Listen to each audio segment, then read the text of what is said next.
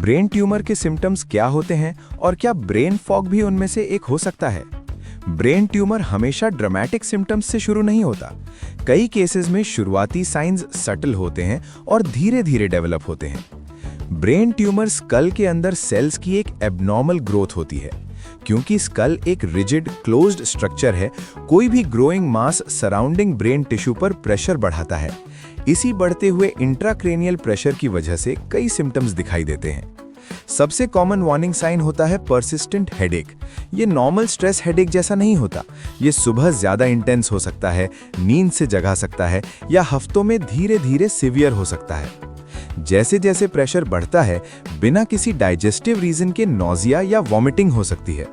कुछ लोगों को ब्लर्ड विजन या डबल विजन का एक्सपीरियंस होता है, स्पेशली अगर ट्यूमर ऑप्टिक नर्व से जुड़े एरियाज को अफेक्ट करे। ब्रेन फॉग भी एक इंपॉर्टेंट सिम्टम हो सकता है।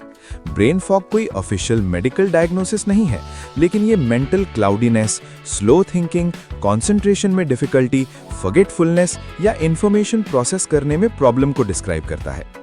जब ट्यूमर उन एरियाज पर प्रेशर डालता है जो मेमोरी, अटेंशन या एग्जीक्यूटिव फंक्शन कंट्रोल करते हैं, खासकर फ्रंटल लोब, तो इंसान मेंटली ऑफ फील कर सकता है। सिंपल टास्क्स मुश्किल लगने लगते हैं, कॉन्वर्सेशंस फॉलो करना टफ हो सकता है, डिसीजन मेकिंग स्लो हो सकती है। सिम्टम्स ट्यूमर की लोकेशन पर डिपेंड करते हैं। अगर मोटर कॉर्टेक्स अफेक्ट हो तो बॉडी के एक साइड में वीकनेस या नमनेस आ सकती है। अगर सेरिबेलम पर प्रेशर हो तो बैलेंस और कोऑर्डिनेशन इश्यूज हो सकते हैं। टेम्पोरल लोब के इन्वॉल्वमेंट से स्पीच या लैंग्वेज समझने में डिफिकल्टी हो सकती है।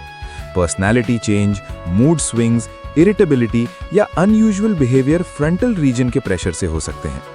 सीजर्स भी एक अर्ली वार्निंग साइन हो सकते हैं, चाहे पहले कभी हिस्ट्री न हो। जैसे जैसे प्रेशर बढ़ता है, कंफ्यूजन, एक्सट्रीम ड्राउजीनेस या वर्सनिंग न्यूरोलॉजिकल सिम्टम्स डेवलप हो सकते हैं। ये चेंजेस अक्सर एकदम से नहीं होते, बल्कि धीरे धीरे प्रोग्रेस करते हैं। ये समझना जरूरी है कि ब्रेन फॉग, हेडेक या मेमोरी प्रॉब्लम्स ज्यादातर stress, lack of sleep, anxiety, dehydration या हार्मोनल चेंजेस की वजह से होते हैं।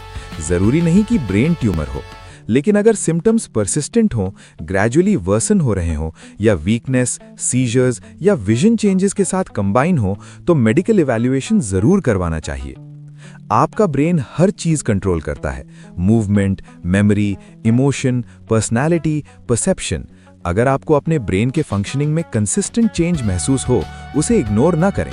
अर्ली डायग्नोसिस ट्रीटमेंट ऑप्शंस और आउटकम्स को इंप्रूव कर सकता है। अगर आपको ये एक्सप्लेनेशन हेल्पफुल लगा तो और science based easy to understand medical content के लिए anatomy.ai को फॉलो करें और हमारी ग्रोइंग लर्निंग कम्युनिटी का हिस्सा बनें।